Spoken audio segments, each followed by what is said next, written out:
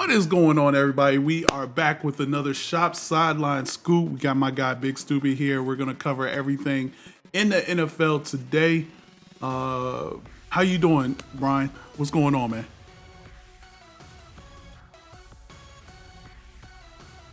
Management coming from church on Sunday. How we doing? We doing good, man. You know, we had to come straight to the stream, man, on Sunday, man. We just finished praying for our team. And to be honest with you, and we'll get into it later, but I'm not too disappointed. But we'll definitely get into that a little bit later, man. How's work going for you? Work is work. Let's just move on. Look, as I always say, somebody's got to work. In order for somebody like me to do streams like this, somebody's got to work. And I appreciate you filling in. Somebody in this community has to show up and work on Sunday so you can go to church looking like the Black Dwight Schrute. We understand. Anyways, all right, let's get to the topic at hand. Let's get to the breaking news today. Earlier today, DeVante. The Vikings trade for Cam Akers. Oh, there was a bigger story than the Vikings trading for Cam Akers? Yeah, I think there was just a little bit of a bigger story than that. Oh, damn. Maybe I should have listened to the pre-show meeting. Okay, I'm sorry. Continue. All right. So the big trade this morning, DeVante Adams traded to the Jets for a conditional third-round pick. What are your initial thoughts on that? What are your initial thoughts? Boy, are they thirsty and desperate. That's it. Okay. All right. I mean, I don't think that's an overstatement. I think they are desperate. I think they have to be desperate. They got an aging quarterback. They need to go in, and we'll talk about the Dallas dumpster fire later. But I think as a Jets fan, you got to be happy with what management has done. Like you would have loved for it to be 3 weeks ago. like when they first offered it up. But I mean, I guess better late than never. Does this give them a chance in the AFC?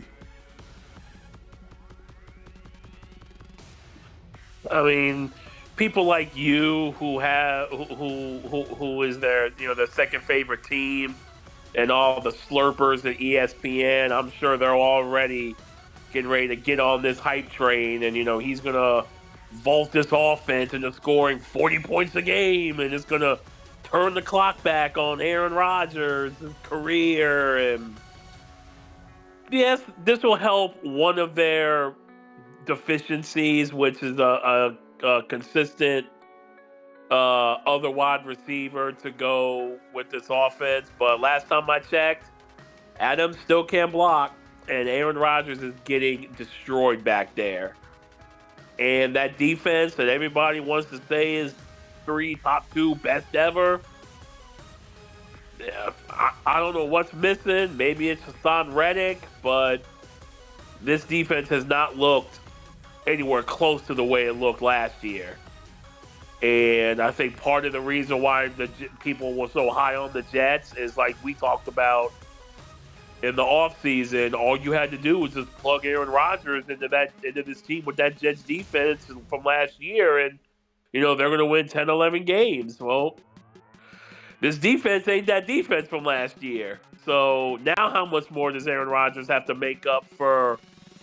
You looking at, just look at last night. The Bills kind of went up and down the field on them with really not a whole lot of their playmakers out there either. And, we'll talk in a little bit what they did to bolster their offense. But, I mean, yeah, it's an improvement, but there's still a lot of stake on this team that I don't know if picking up Aaron Rodgers' old running buddy from Green Bay is going to just all of a sudden mask all of those issues. Right. And I kind of agree with some of that, but if you were to tell me how many points do you think the New York Jets defense has given up this season on average. On average, they're giving up less than 23. In fact, all their games have been under 23 points given up, except for the first game against the San Francisco 49ers, which they gave up 32. But they gave up 17, they gave up 3, they gave up 10, they gave up 23 and 23. And the one that they gave up 10, they lost.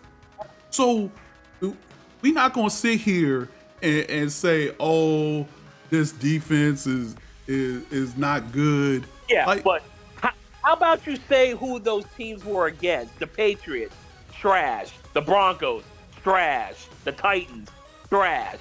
When they play a halfway decent offense, they give up 20 plus. They give up 23. You telling me that they shouldn't win with 23 points given up to the Minnesota Vikings and Buffalo Bills? How much were they giving up last year, Shop? They were giving up 20 points. To the good teams. Giving up 20 points a game? To the good teams. No. How many points did the defense give up per game last year? Well, I mean, are you counting like the pick sixes by the offense? Whatever their final points per game ended up being. I bet you it was probably less than 20, right? Yes. Okay. Well, guess what? That point differential now is making a huge difference. It's actually not. It's still almost at 20. It's still almost at 20. Could they have used those 3 points last night? They definitely could have used those 3 points last night.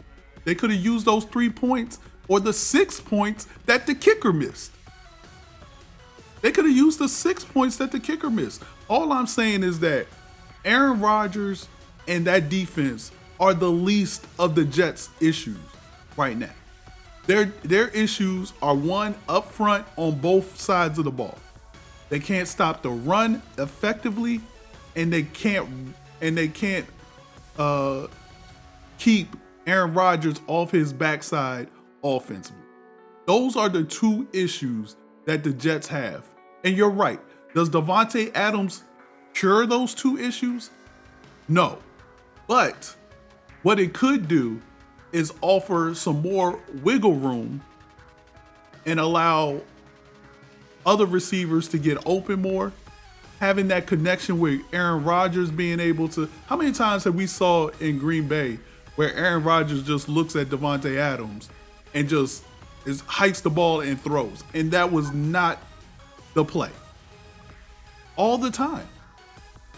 Aaron Rodgers needs that person right now. He needs that guy that knows how he thinks, knows what he thinks, and can get open. That's basically what it is. That's basically what it is. And I'm venture to say, like I said on Twitter, I think this puts them right into the AFC Conference Championship conversation. Okay, yeah. You double down on this hype train. Knock yourself out. So let me ask you, where do you think they end up? How many wins do you think they get? Exactly where I thought they would be to start the season. Which is what? On the outside looking in. So you don't think they'll make the playoffs? Maybe the 6 or 7 seed. You don't think the 6 or 7 seed. 6 or 7 seed. You're not sold on them 6 or 7 seed. So you're thinking they just barely going to get into the playoffs. Yes, I thought this at the start of the season. And the DeVante trade doesn't do anything for you. I mean, it looks good for fantasy, and it'll probably help them, score a couple more points. But they still have other issues on this team that I don't think one wide receiver is going to make up for in the long term.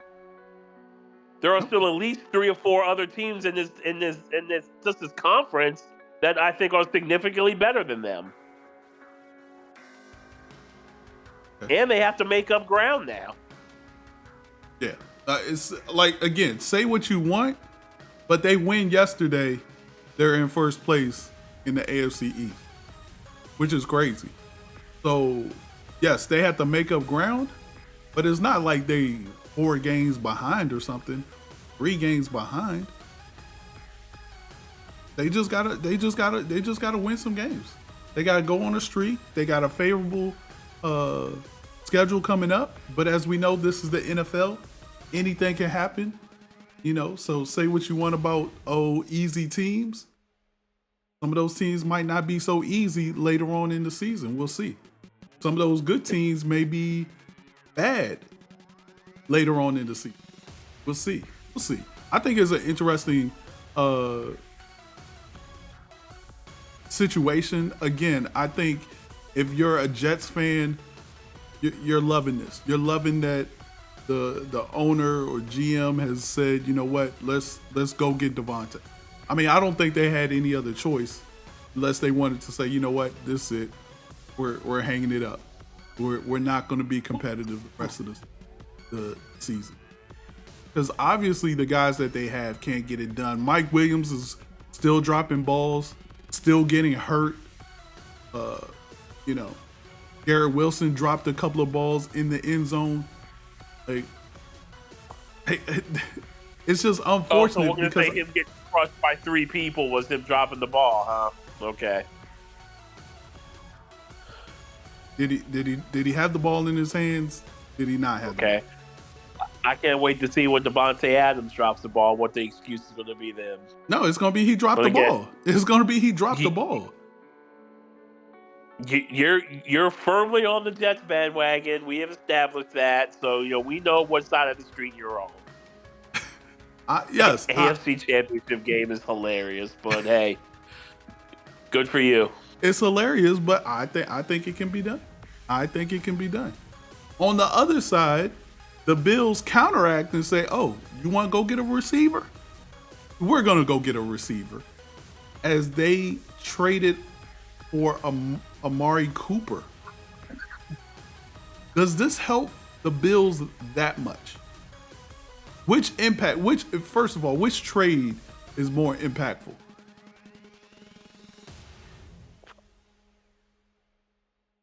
I think probably I think the Bills are a better team than the Jets, but I think Adams going to the Jets with Rodgers can pay off a lot quicker, because this is gonna, how much does how long does it take Cooper and Allen to get on the same page?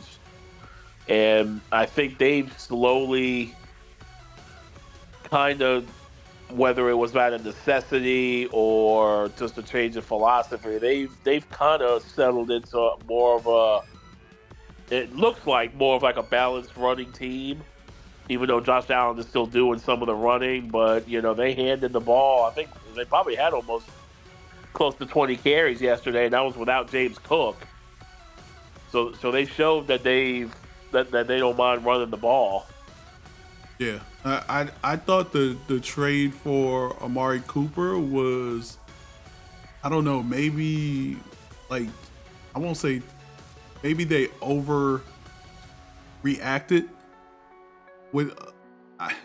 It's hard to say did they do this trade because the Jets went and got DeVante Adams, but I feel like it was an overreaction because, like you said, they're more balanced now.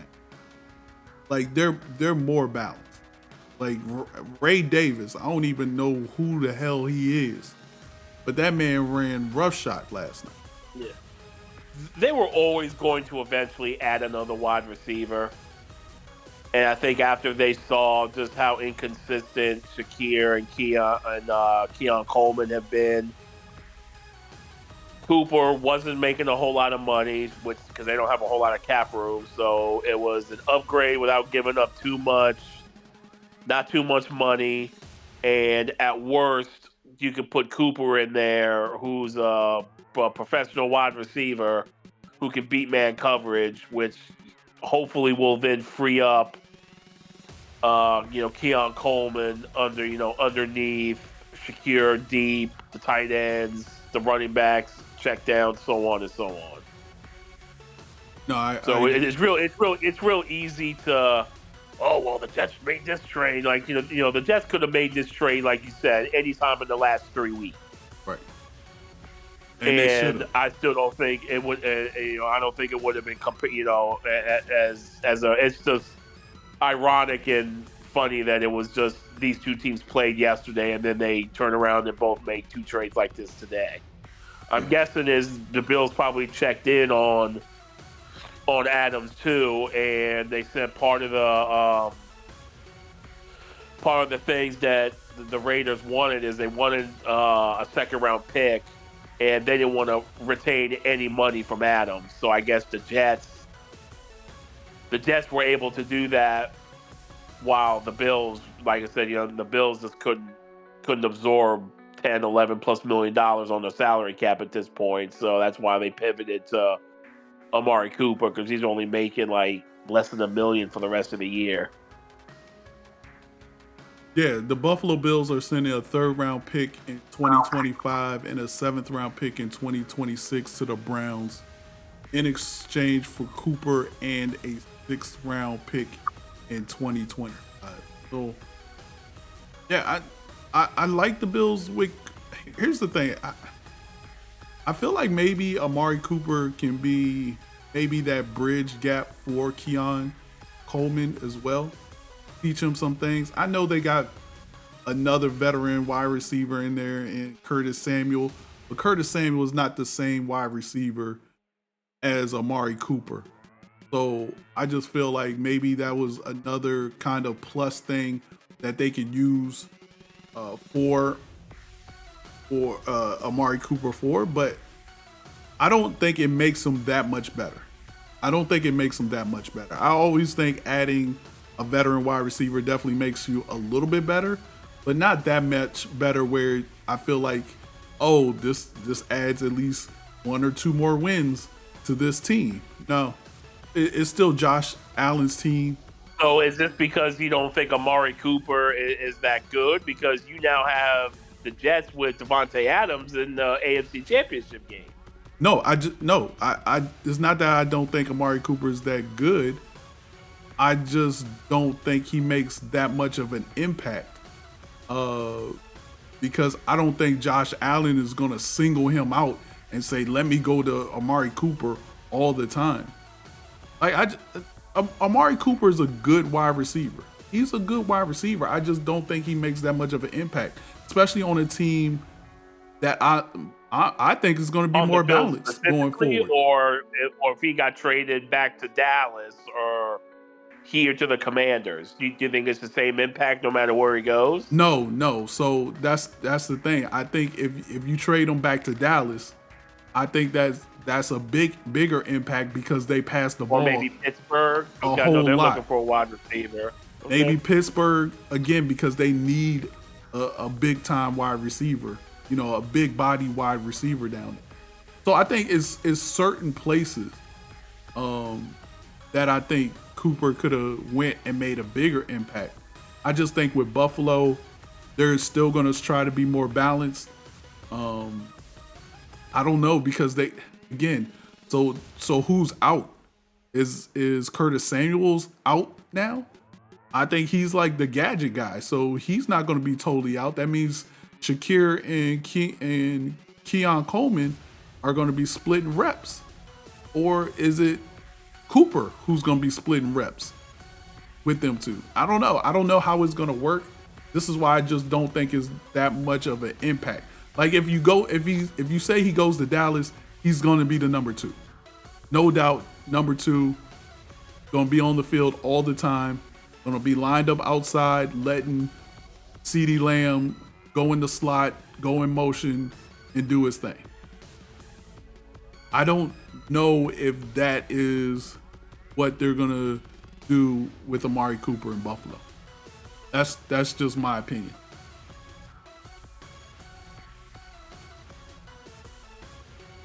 Okay. Speaking of which, how great does this make our GM Adam Peters look? He just traded Jahan Dotson for a 3rd round pick, and these dudes are getting DeVante Adams and Amari Cooper. Yeah, for thirds. Like, the Eagles have got to be kicking themselves. Hold on, you telling me we could have got Devontae Adams or Amari Cooper for a third, and we end up getting Jahan Dotson? Nope. That's crazy. That is crazy to when you think about that. When you think about Adam Peters just doing his thing. This is what he does. I don't know how he convinced the Eagles to give him a third for Jahan Dotson. A piece of garbage. It's crazy. Crazy. All right. Now that we got all that out the way, let's go back and talk about our Washington. We sat here Sunday, 1 o'clock game. Washington traveled up 95 to Baltimore and played a tough Ravens team. And I thought they held their own. The game didn't look too much for them. I do want to ask you this, because I've heard it on the radio and I've heard it on Twitter and some columns, some videos, that the Commanders really missed Brian Robinson. I don't think that's the case, but I would love to know your thoughts.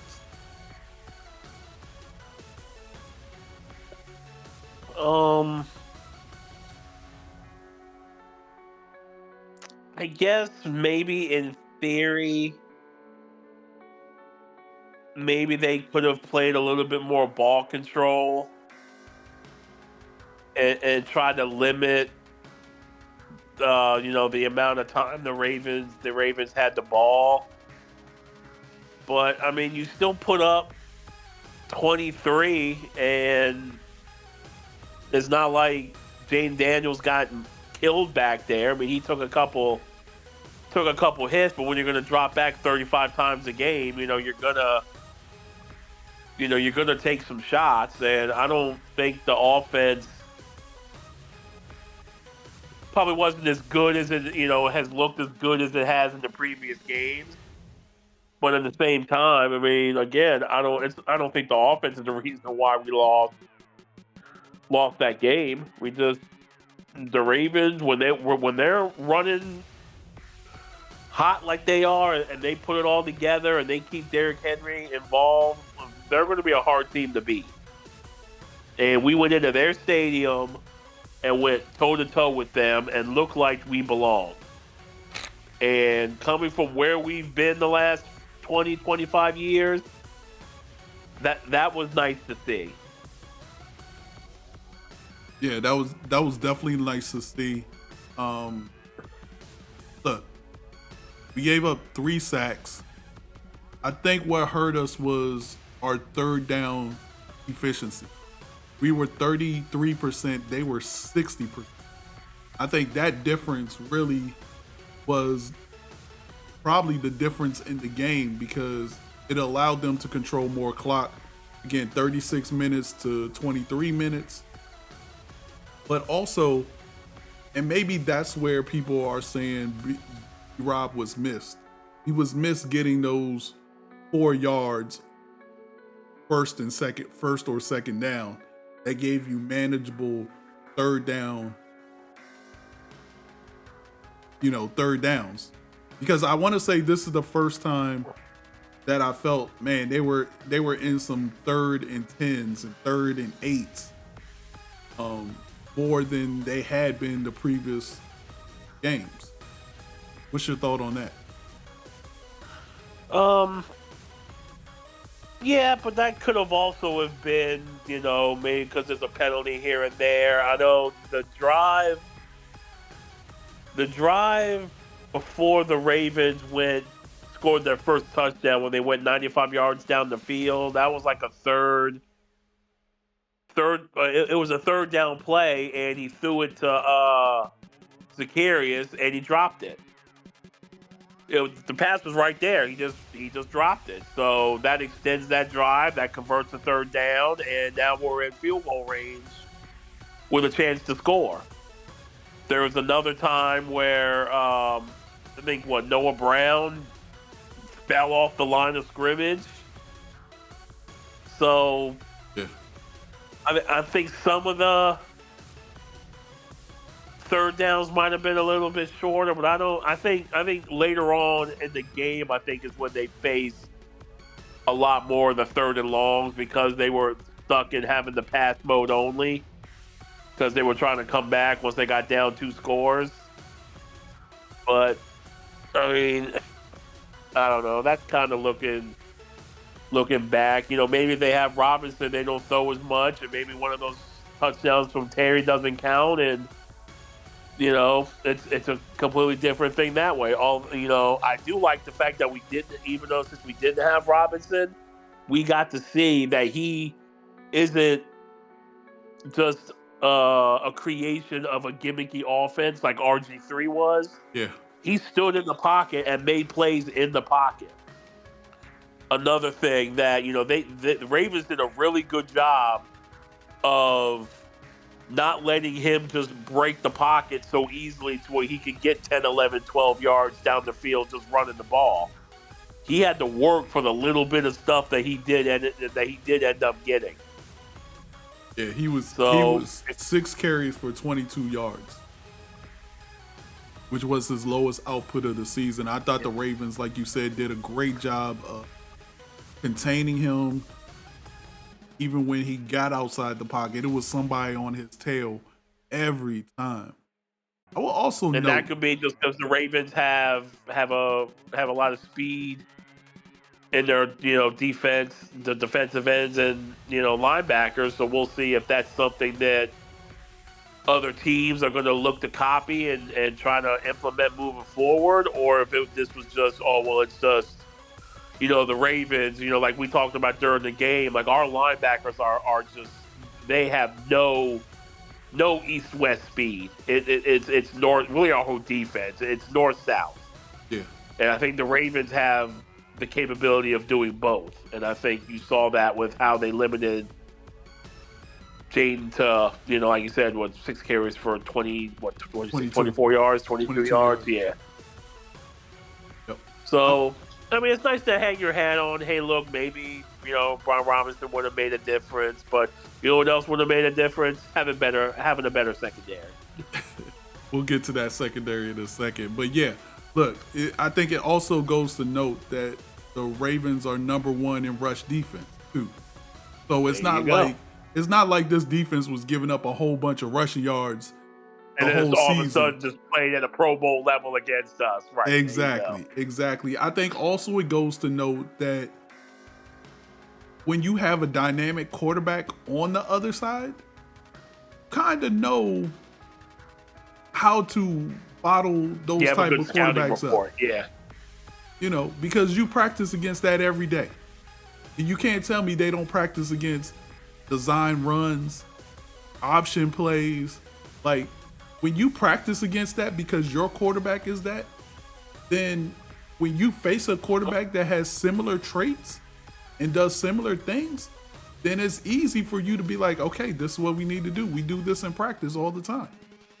Like, so again, I don't want that to go unnoticed. I do think B. Rob's presence was this, but I don't think it was the deciding factor. I don't think if we had him, we automatically win this game. Like, to me, that's just foolish.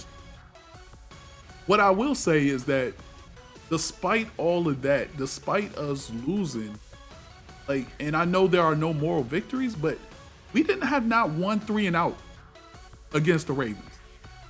Another game where Jaden Daniels does not have a 3-and-out. I don't think they had a 3-and-out either, but let's see. They had a 4-and-out. But they didn't have even better. Yeah, but you're right. They didn't have a 3. Oh no, they did have a 3-and-out. They did. They had a pass for no gain, 1-yard rush, 11-yard sack. So the Ravens did have 3 and out. Washington did not have. So again, even without Brian Robinson, the offense didn't get bogged down. They still put drives together. They're just like the other. Like my man Steve Saban says all the time, the other team gets paid too. That's right. The other team gets paid just as well, just as much. And they're a championship caliber team. But I thought Jaden Daniels probably had his best passing game of his season because of how much he was under pressure and how he had to pass. Yeah. Like I was more impressed with the way he played Sunday than I think maybe any other the previous couple games. Yeah, except maybe the Bengals game. Bengals game was nice. But in that Bengals game, I felt like dudes was running free. I felt like dudes was running wide open. In this game, I did not feel like dudes was running wide open. The passes that he made to Terry McLaurin, I'm not even talking about the touchdown passes. I'm talking about the 10-yard pass on the comeback that he had to put low and away. I'm talking about the other pass. The one where Terry took the shot in the fourth quarter. Yeah. Yep. Like these are like these passes don't show up as great passes, but when you look at the film, man, these were some all-pro next level passes. Like again, he went 24 for 35 for 269 and 2 touchdowns. I saw, was it Dan Orlovsky? Somebody broke down the first touchdown to Terry when he goes to the back of the end zone. And just the way here's the thing I love is that, and I didn't see this when RG3 was quarterback. They never said, look at his eyes. Look at him move the defender away. Look at him pump fake and make that defender vacate where he wanted to go so that he could get there. Like those are the things you're seeing now. When they showed the behind him camera view, or maybe it was the over top view at halftime. Terry burnt his guy so fast off the line that he was open, but he had to wait. Once he got behind the linebacker, or maybe it was the safety at that point, he got behind him, but he had to wait for Jaden to pretend to throw to somebody on the side. So he, like you said, he used his eyes and his arm to move him away enough to where he could lay it over the top for Terry in the end zone. It was beautiful. It was gorgeous. It was gorgeous. And I know we got people in here who are fans of other teams, but y'all just gonna have to bear with us for a little bit. Like y'all just gonna have to deal with some giddy ass Washington Commander fans while we drool over the fact that we finally got a quarterback on the team. Like, look, I'm sorry. I know those Cowboy fans in the chat don't want us talking about the dumpster fire that they had on Sunday. Whoa. We'll get to that. I think the Lions just scored another touchdown. We'll get to that. No, but look, man, 24 for 35, 269, 2 touchdowns. The second touchdown to Terry was just as good. The ball placement that this guy has really shows the attention to deep. Again, pump fake, get the guy from going back into the flat. You know what it reminds me? It sort of reminds me of the play Dak threw. Maybe if Dak would have pump faked to the flats, he could have got that open shot to SIDELINE in the back of the end. But that pass to Terry for the second touchdown, I thought was just great. With a guy draped all over him. With a guy draped, pass interference again that they don't call. No call. It's the same thing that happened in the Bengals game for that game winner when Terry caught it in the end zone. Dude draped all over him, like, and it's crazy when you watch other games because then you see minimal contact and it's flags everywhere. All three refs at every level throw the flag, but then Terry gets dragged down before he can even catch the ball. And nope, he caught the ball, so we not gonna call. Like, and then like I told you the other day, I just don't feel like Terry gets up and exaggerates it or asks for it, so he doesn't get it. They just look at it. Oh, yeah. he must not have gotten held because he didn't even get up asking for it. So why should I throw it? All right, let's flip this. Let's talk about this defense.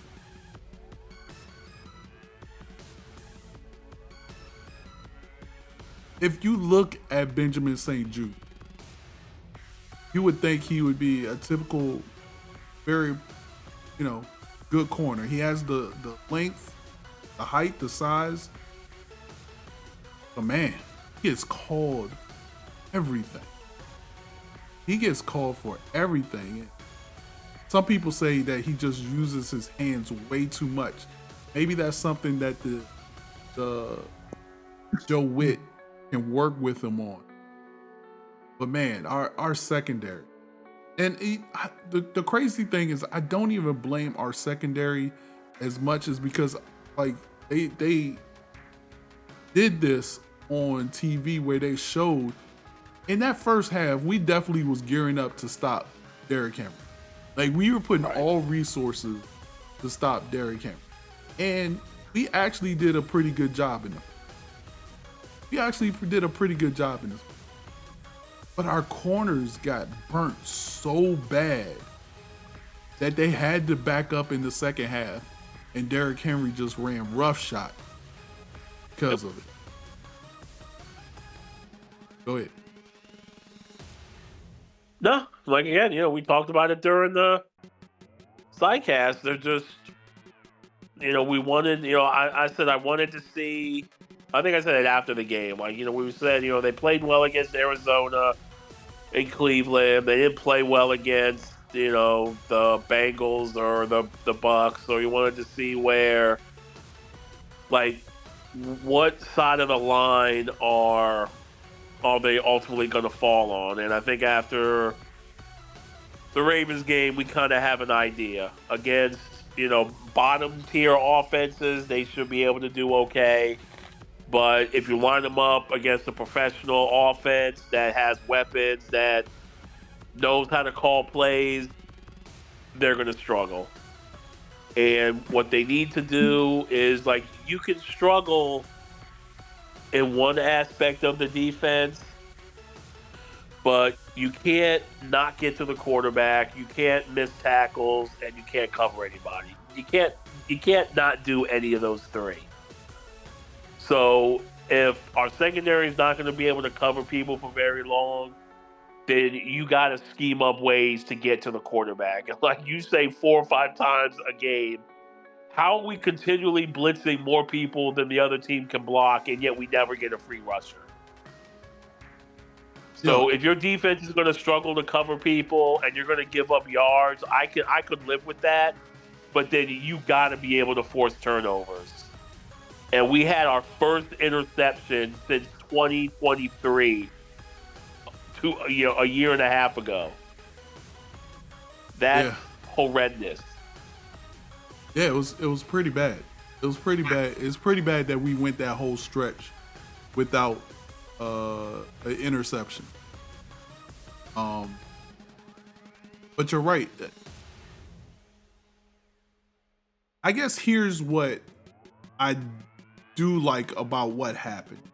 That you obviously saw an effort to stop the run. I don't think I've seen this team and I knew exactly, I know exactly what they're trying to do. Like in the last 5-10 years, this defense, I could not tell you what they were trying to do.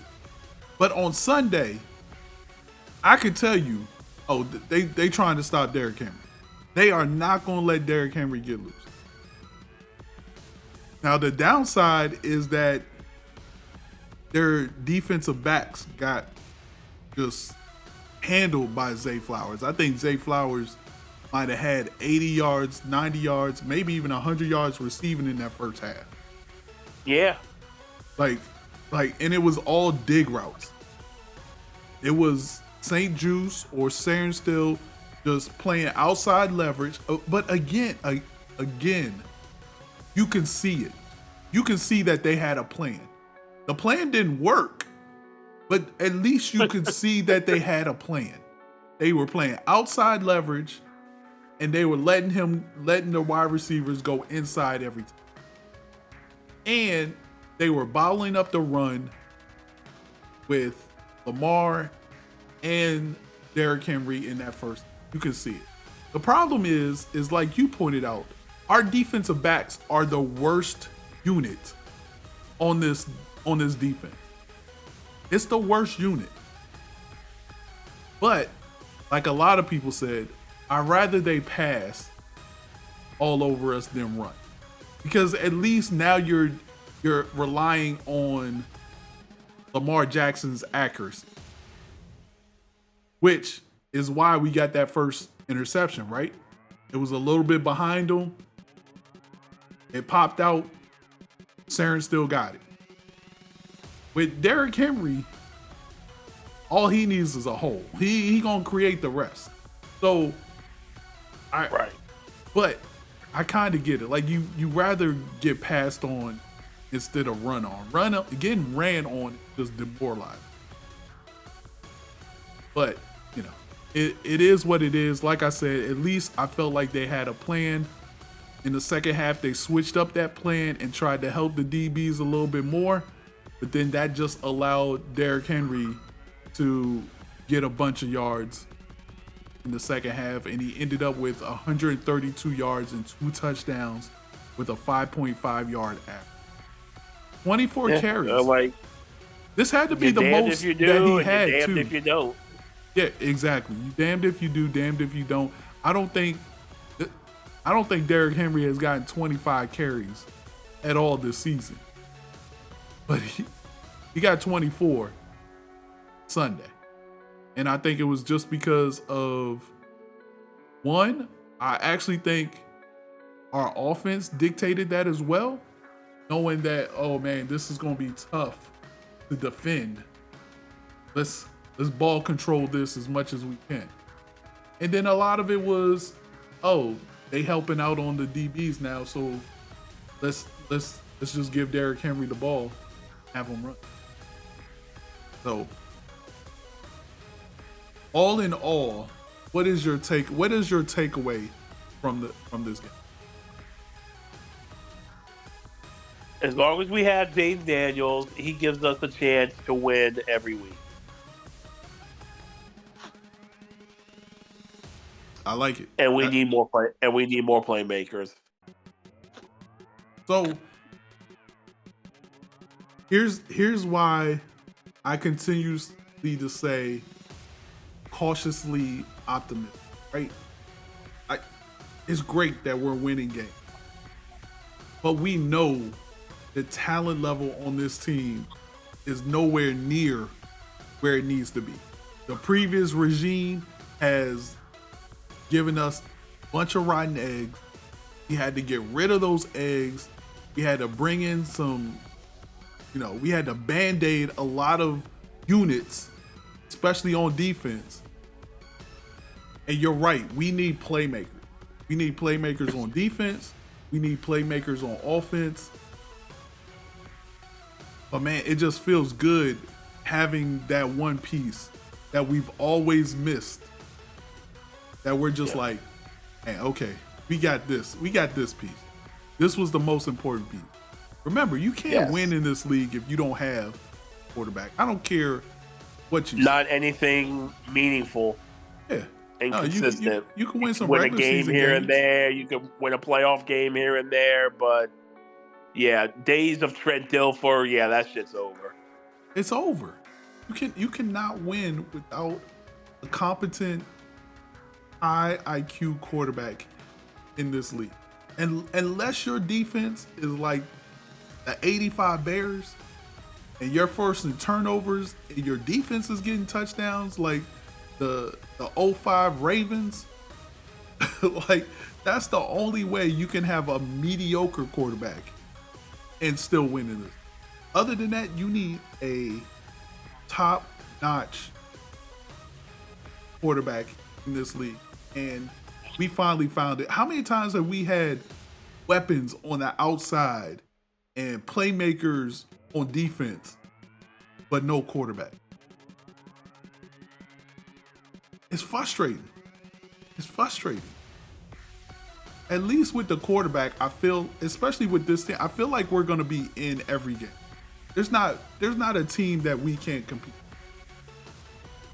Yeah, we went on the road to the Ravens and stood toe to toe with them and came up one score short. One score short. I'm actually thrilled with where we are. Again, somebody asked me if I told you at the beginning of the season, Brian, that Washington would start off 4-2. What would you say? I probably would. I mean, I'd obviously be happy. I would just want to say, well, how did it become 4-2? Did we get lucky? Did the defense all of a sudden start playing well and Jane Daniels looked like a rookie quarterback? Or was it because Jane Daniels turns out to possibly be the real deal? So I'm glad that this is probably the best case 4-2 scenario that we could have hoped for. Yeah, because it's just a matter of just getting him healthy to the end of the year, to where next year this team can take those draft picks, and he needs to hit on those draft picks and spend some money in free agency to get stronger in the areas that we are ridiculously, embarrassingly devoid of. Do you feel like you get playmakers in the draft or through free agency? I mean, you can find them anywhere. I feel like you can only just have to be able to find them. I feel like you gotta get playmakers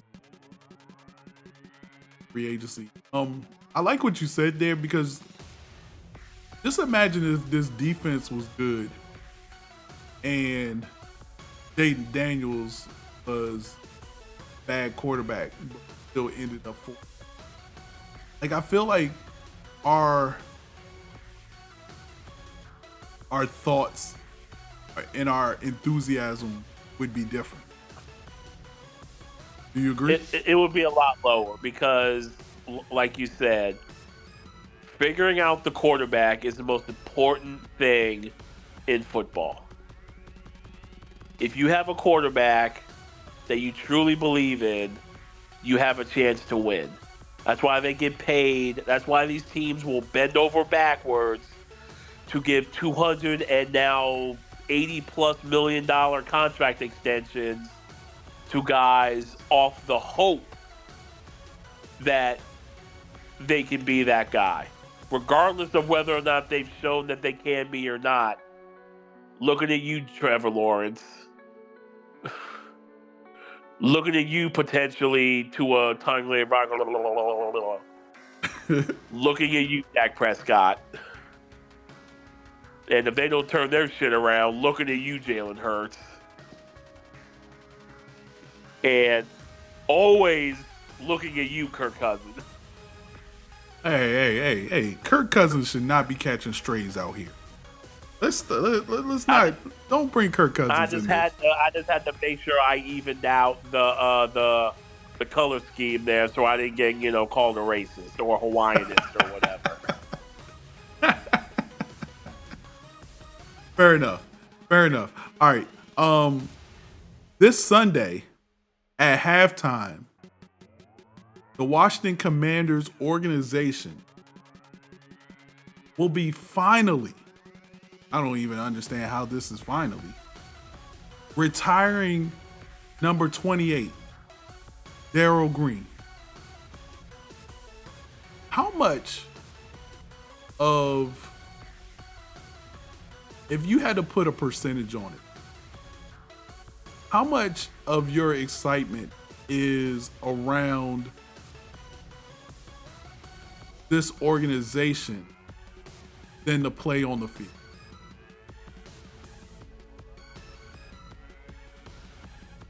Maybe 25%. Oh, only 25%? As much as we complained about this organization before? You can have issues in your organization and still win. Like, are you talking about like the whole Dale, like inducting Dale Green to the Hall of Fame? You know, doing the whole calling the players' family and letting them know that he's okay. Are you talking about that stuff, or like the actual, day-to-day organizational stuff? I'm talking about the day-to-day organizational stuff that includes that stuff that you mentioned. Them embracing past players, them, building a culture for this organization. Or is it just that winning is just the ultimate deodorant? Ultimate deodorant. There you go. Winning is just the ultimate deodorant. None of that other shit would matter if Jalen Daniels was out there 10 to 25 for 89 yards and 2 interceptions. So if we were 2-4, and like you said, Jalen Daniels stinking it up, or just playing like a rookie. Let's just say playing like a rookie. He's playing like Bo Nix or whatever, whoever. The organization doing these little things and trying to create this culture would not matter as much. I don't think it would matter as much. I think it means more now that they're winning, and because it's all going to be under the winning umbrella,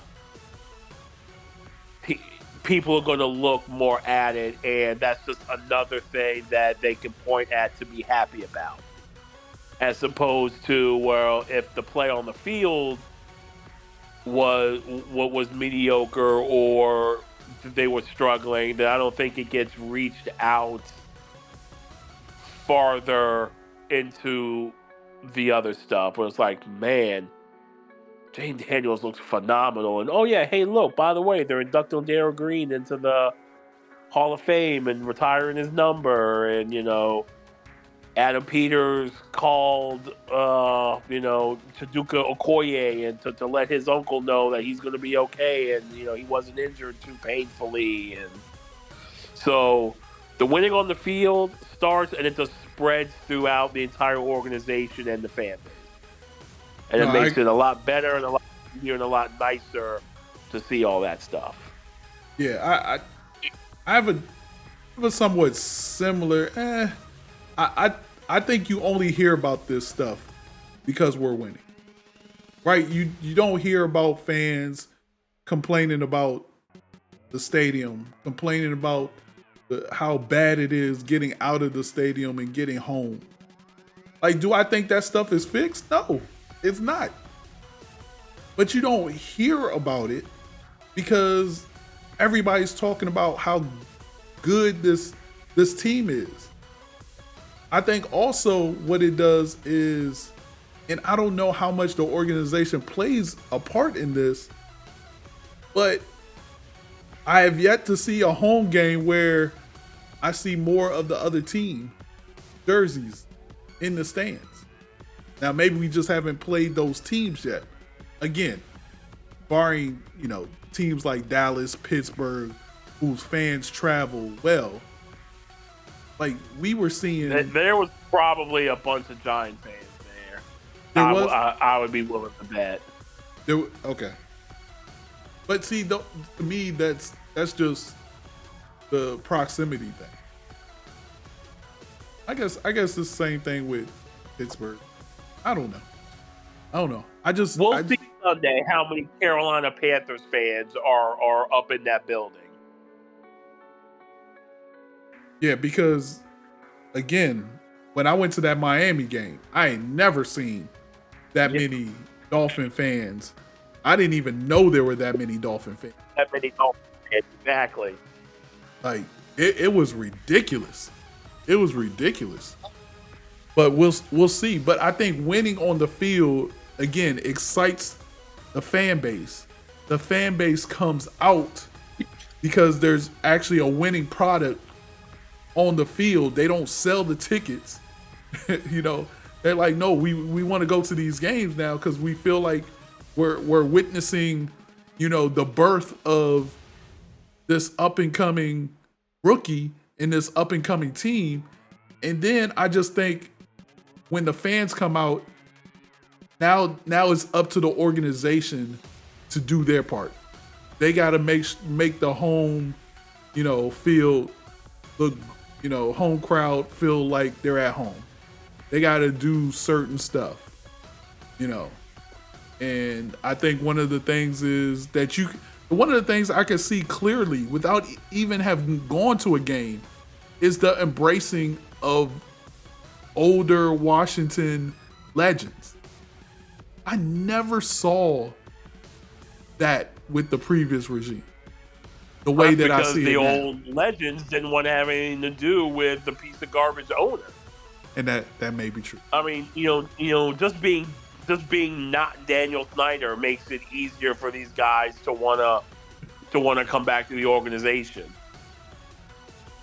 All right, one last thing before we move on, unless there's something else that you want to talk about with Washington. It looks like they're flexing the Chicago Bears game. I know a lot of people wanted them to flex the Commanders Ravens game. It looks like now they're flexing the Commanders Bears game. NBC called the NFL and called CBS and told them they wanted to flex that game. But Fox and CBS get a certain number of games a year they can deem like unstealable. And CBS told them, not a chance, we got this one. So they tried. And I guess it's because of the records of the two teams, right? In the excitement that led up to that game. Oh, absolutely, yeah. They wanted to see Lamar versus Jaden, especially with how Jaden had played the previous, 4 weeks, I guess at that point. I wonder if CBS could have just said, okay, yeah, you know what, we'll give you this game, but you got to give us one of the flex games in December. Nah, doesn't work like that. Doesn't work like that? Okay. Well, how were they able to flex this? Well, okay. I guess whoever had this game, which I think was Fox. The networks can change times all they want, but NBC can't take a CBS or a Fox game. Like I said, like they get, Fox and CBS get, I think like 2 or 3 games each a year that they can say NBC, or I think they even have like Monday Night Football is going to be able to start flexing games later on in the year that can't be flexed. Okay. But you can move times from 1 to 4 or, whatever, or 4 to 1, like you said, they're getting ready to flex our game against the Bears in a couple weeks to 425 and then move the Philly game out of that spot. Sorry, Philly. What's your take on Sirianni? Garbage. Before we get to Dallas. Douchebag. Typical Philly douchebag. I never liked that guy. I never liked that guy. His whole aura is based off an illegal play that should be banned. the brotherly shove. Yeah, to get your shit pushed in. Yeah, look, I never liked that guy, but in some ways I don't feel sorry for him. I mean, they took away. Oh, not at all. They took away both his offense and defensive coordinators. They told him don't talk to the quarterback no more. Like, just don't talk to him. and now he's up here yelling at fans. I love it. Good. I hope they keep him forever. Because you barely scrape by a piece of garbage Cleveland Browns team who continually refuses to move on from Deshaun Watson out of just the fact that they're paying him a boatload of money. And you're going to get chesty with your fans? Great. Just keep in mind that there's a reason why Philly in the offseason hired like 4 guys who have head coaching experience all throughout your staff. Yeah, I think it's. But go ahead and test you over beating the Browns at home. Go ahead. Yeah, because like everybody in the NFC East has played the Browns, right? We kicked their teeth in, right? Dallas beat them by double digits. Giants beat them by 10 or maybe 7 to 10. And you win by 4. Like, yeah. With all of your guys back healthy. At home. And you got your chest Coming puffed off a out? bye week. Coming off a bye. Oh, yeah. And you're right. And coming off a bye. Yo, they are cooked. They are cooked. Let's get to Dallas real quick before we go around the league. I have a couple of questions for you for the league, going around the league. But first, let's talk about this Dallas dumpster fire. They get demolished. I mean, embarrassed by the Detroit Lions, who look, I think we all agree that we all felt like Detroit Lions are a better team than the Dallas Cowboys. But not that much better. Not. Oh yeah, that much better. No. You could. No, there's no way. There's no way you could have predicted that. Yeah. 47-9. You could have predicted 47-9. Oh yeah, absolutely. No way. Not. We're gonna run trick plays with our offensive linemen doing slant routes. Like, no, there's no way that you thought they were that bad. Did you not see the stat that they posted before the game? No, what's that? Teams that match up a year prior to having the losing team have an offensive lineman who got flagged for not reporting and that team lost the game. The next matchup, they blow that team out by an average of 35 points. So we should have saw this coming. We should have saw this coming. I don't know why you didn't put money on it in one of your parlays. Oh, I did. I had them winning straight up. I mean, I had them plus 38, so I kind of got screwed. But I had the -3 on Detroit, but obviously they won by 30 something. I mean, they were ready for that game. The fact that they're out there running a penny stool on offensive lineman screenplays and lined up the tapper out there as running a slant play, they fully knew that they were going to go in there and beat the dog shit out of them. Yeah. And this is typical Cowboys MO. They managed to luck into a win against the Steelers the week before, having to go down to the final drive. Then they think, oh man, we're back, baby. We figured stuff out on defense. We're going to have some momentum. We're going to be at home. And here goes the run. And they got smacked in the face by a giant Detroit Lions team. That game was beautiful. And these Cowboy fans want to say, oh, well, of course we were going to win that game. Of course our defense is going to struggle because, all of our playmakers are hurt. Bullshit. Newsflash. You had all those defensive playmakers when the Saints hung 45 on you. So I don't want to hear that shit. You've given up like 200 points in your last 4 home games. Yo, they're just awful at home. And the crazy thing is, are they done? It's over for them, right? They not making the playoffs, nothing.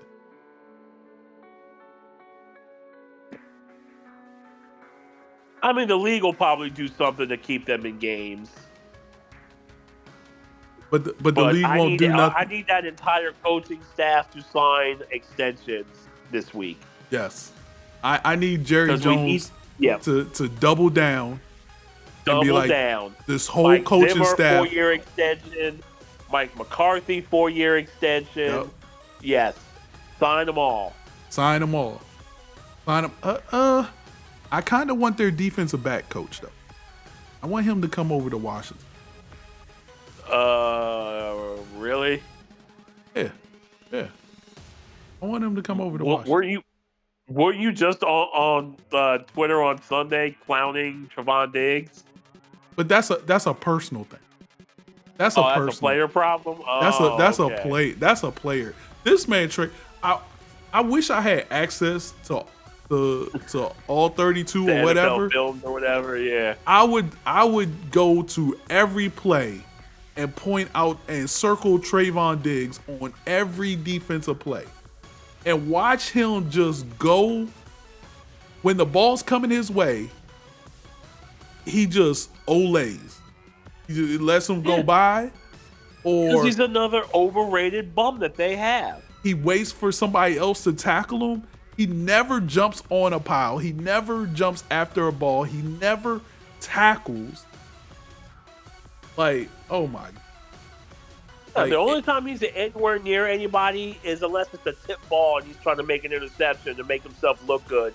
To get these Cowboy fans to be delusional to think that he's a good corner. Yep. That's who it was. Great one, Al Harris. Look, they look terrible. They're bad. I think they're done.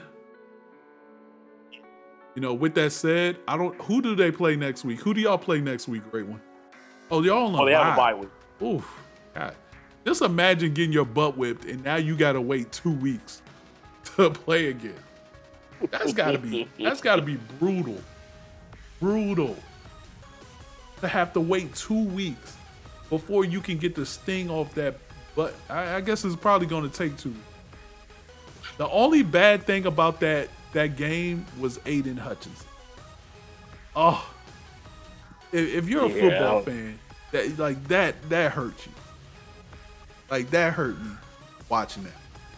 And not just because I'm a Michigan fan, but like, that dude plays so hard. And to see that happen. Hold on a second. I'm sorry. Great one. There is no fucking way you're going to play the he's still learning the position card. Who's still learning the position? No way. There's no way that's the excuse you're going with. No, you're not going to do that. You're not going to do that, Great One. You can't do that.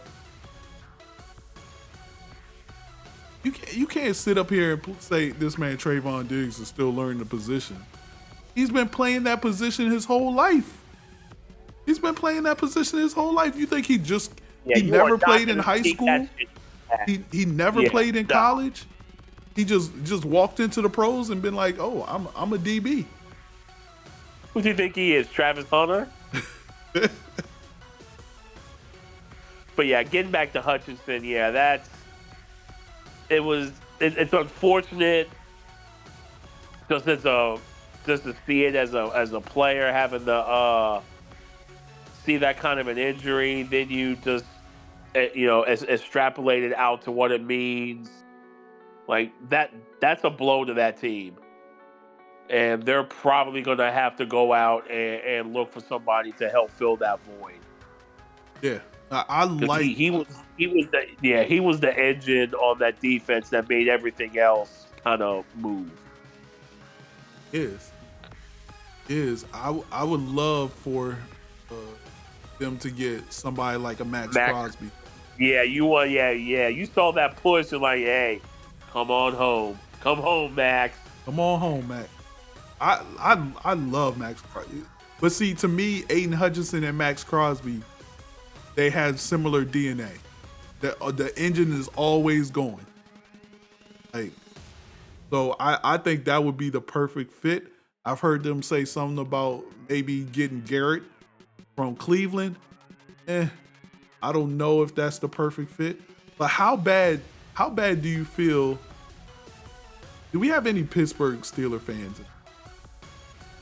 Because how did you lose to this Dallas team that is just getting their tail whooped?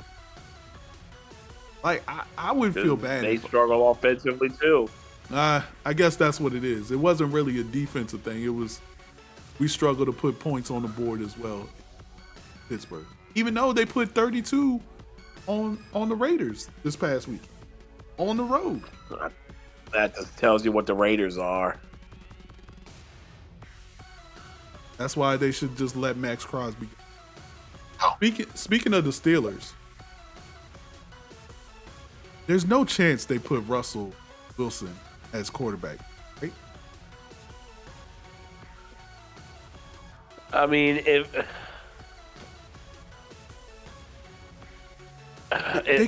can't protect Jason. They can't protect Fields. Unless you're seeing something in practice that is leading you to think that they're leaving too many points on the board with Fields and Russell's faster decision making, or whatever, can get the ball out quicker and get it into the other guy's hands. I know he was brought in to be the starter, but I mean, it's kind of hard to make a move like that when you're 4-2. And I know I said a couple of shows ago that you might want to see what Russell has, but I mean, Fields hasn't played so bad to the point where he should get benched. But No. But again, we talked about this during when we did the previews of the divisions. That whole quarterback room made no sense to me. Right. Because what's the best case scenario that you could hope for, basically having two guys on 1-year deals? And then you add to the more likely scenario was going to be kind of what it is now, where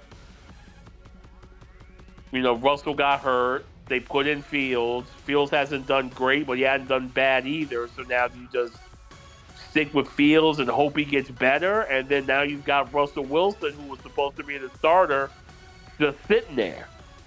I guess we kind of thought it was going to be the other way around, where Russell was going to be the guy that was doing just enough. Right. But then you have Fields lurking in the shadows, wanting to see what he can do. Yeah, and then either way, neither one of these guys could potentially be there next year anyway. Right, which is why you have to figure it out this year. Like, you have to figure out who is your quarterback moving forward this year, and they kind of got messed up because, like you said, I think we all anticipated Russell Wilson starting off the season and then it not going as well as they wanted it to go, and then they insert in Justin Fields to see what he has, and then you can formulate, okay, you know what, going forward we're gonna go with whatchamacallit. But now that I feel like Justin Fields started first, and they were just undefeated 2 weeks ago. Like, they only lost one game, and they did put up 32 points this past game, a lot on the legs and athleticism of Justin Fields. So I think it would be... That was because they forced 3 turnovers and gave that offense a short field too. And, that same defense gave up the game-winning touchdown against Dallas the week before. So That's true. So but still, it's like, okay, what are we doing? What do you do? I just don't see how you can go to Fields unless, like you said, one thing that I've always said, we don't see what's going on in practice. Like, we see what happens on Sunday, but we don't see what's happening on, during the week. And these coaches, they do. So when they make a change. Another thing that's kind of weird to me is it seems like Tomlin is kind of keeping this alive, because, like, he could very easily just be like, no, Fields is the starter. And then once Wilson is healthy, he'll be the backup, and then we'll reevaluate from there. But he has always seemed to kind of like keep the window open there for Russ, to the point where people have to keep asking the question. And then for him to just come out of nowhere, like, why would you even hint that you might be looking to switch to Russell Wilson when you could argue that Fields probably had his best game of the year? Maybe it's just to keep keep Fields on his toes. It's just a weird dynamic that, again, their issues are pass protection, and, again, having another option to go to other than George Pickens, who is, while he's a great talent, he also is a bit of a knucklehead. Yeah. That's why it would have made sense if Pittsburgh would have got Amari Cooper. Because then I would have felt like, okay, they got a reliable, person, a reliable wide receiver on the team. Because, like you said, maybe they don't think they need another weapon. Maybe they're perfectly happy with the way things are now. There's no way don't score 20, don't give up 20.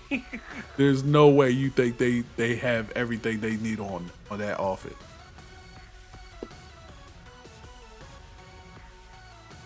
All right. Around the league, I got a couple of questions I want to ask you around the league. We have the Houston Texans at Green Bay, 5-1, going against the Packers, who are 4-2. Who do you like in that game? No Nico Collins. I think he's still on injured reserve. Who do you like in that game? Wow, that's gonna be a good game. That is gonna be a good game. It's a 1:00 CBS game. CBS getting all these top tier matchups. I think I would lean towards the Texans if Joe Mixon is healthy. I think they can run the ball, and I think they would be able to limit the turnovers, because in the past, Green Bay's problem on defense has been stopping the run. I'm not sure how well they're doing this year. And yes, Nico Collins being out is massive for them, but I think Tank Dell stepped in last week and helped take some of that burden away. They still have Diggs. They still got Dallas Schultz. Right. I think it's gonna be a good game. Okay. I'd probably lean toward Houston, but I mean, if Green Bay won, it wouldn't surprise me.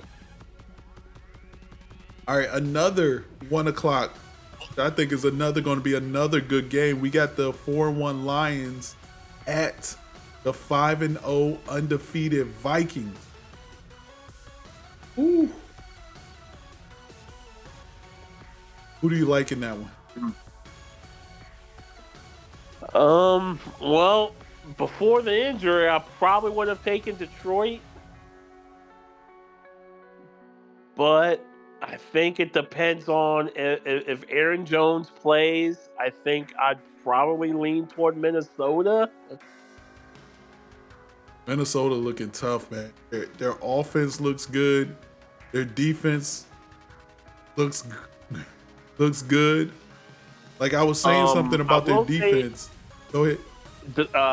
Darnold did kind of struggle against the Jets when Aaron Jones went out, so I don't know if that was a direct correlation or if it was just the Jets were just had a good scheme or whatever. So it's going to be, and now you got to kind of see what Detroit defense is going to do without Hutchinson. And if Minnesota's at home, and like you said, the Vikings defense, man, like once they get you in like 2nd and 9, 2nd and 10, holy shit, here comes the house. Yep. All right, another intriguing game that I'm looking forward to, another 1:00 game at that. The 3-2 Eagles against the 2-4 Giants. I think Daniel Jones has been playing relatively better since week 1.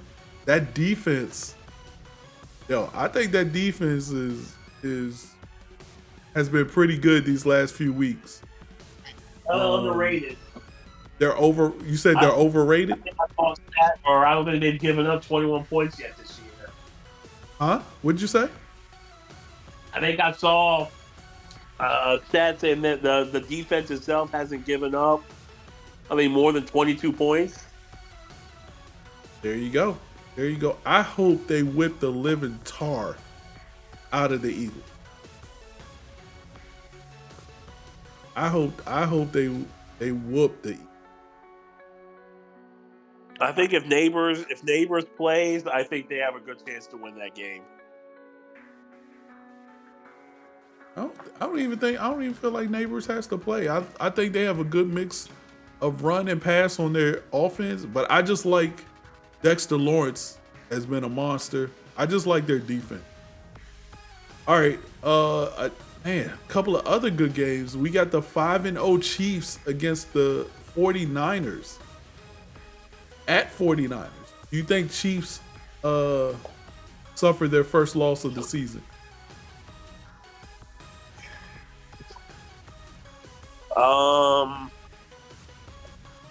I do not. I think they will. I think this is a Super Bowl rematch, right? Super Bowl rematch.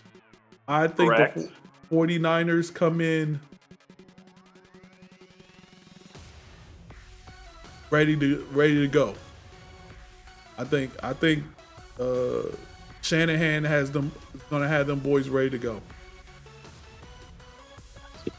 All right. And then something is off with the 49ers.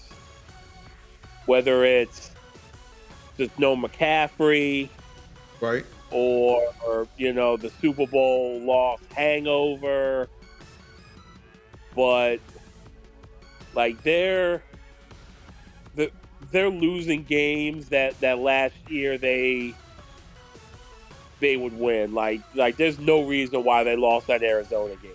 They shouldn't have lost the Arizona or the Rams game. Yeah. And you could argue if Seattle had more of their defense, they probably would have lost. They would have lost that game again. And so you've lost that game too. So I think the more weeks you get Kansas City trying to figure out what they're gonna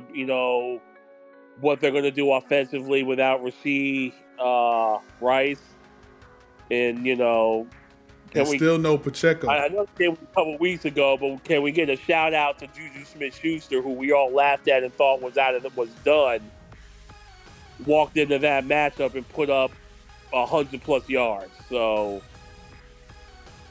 shout out to Andy Reid. He just uses what he has to make shit happen.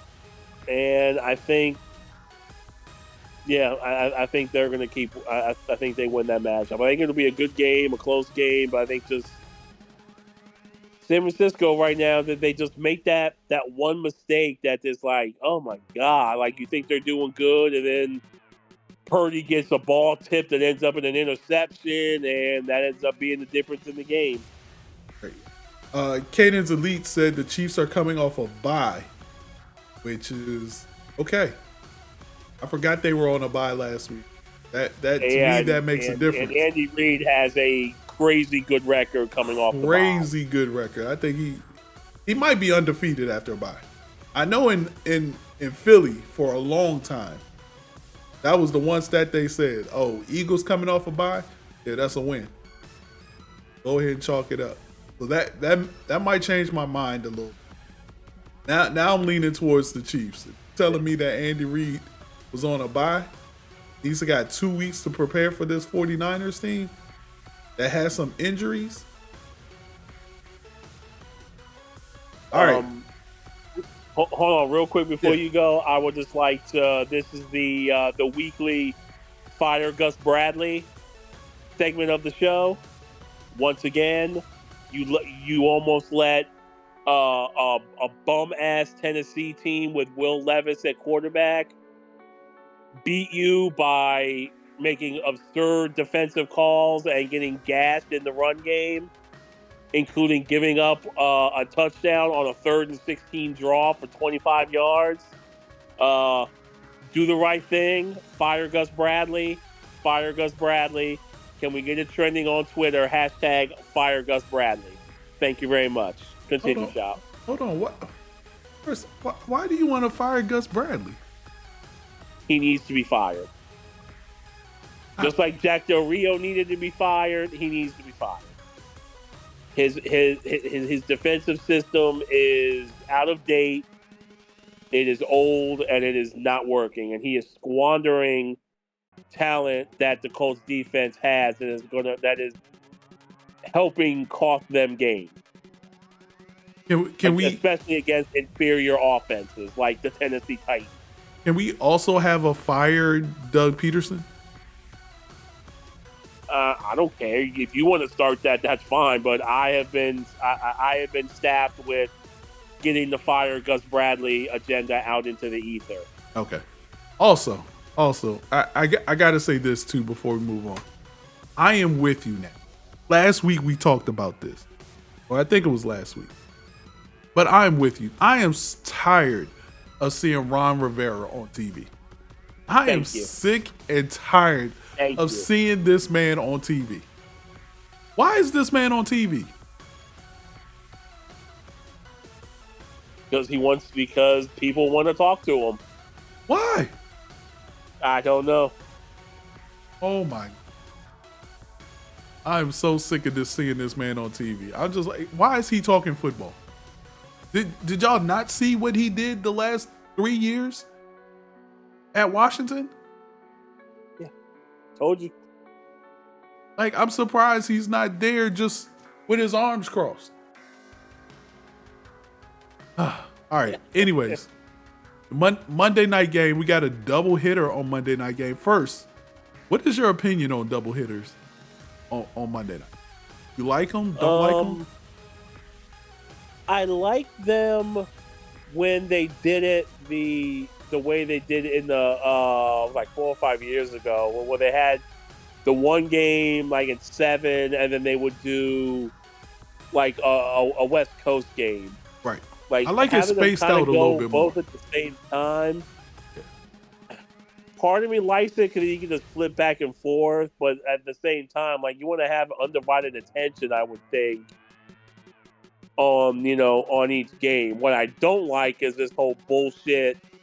Oh, it's only exclusive on ESPN Plus. Like, get the fuck out of here with that shit. Oh, why do we need the 9:00 game is only on ESPN Plus?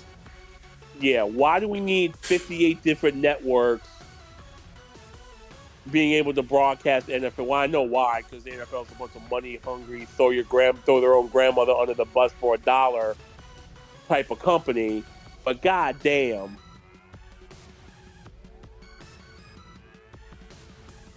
it's ridiculous. It's ridiculous. Anyways, on the Monday night game that we can see, that's not going to be exclusive to ESPN Plus. We have the Baltimore Ravens 4-2 at the Buccaneers 4-2. We got a lot of great games this weekend. Who do you like in that one? You rolling with Baltimore?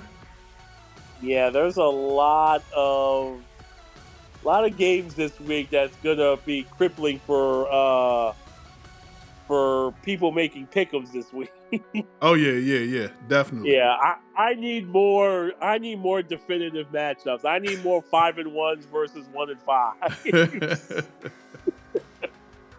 Yeah, usually it's only 1 or 2 games, but I want to say I'm looking at the schedule right now. I'm like, man, there are like 3-4 games that you're like, man, this could really be a toss up.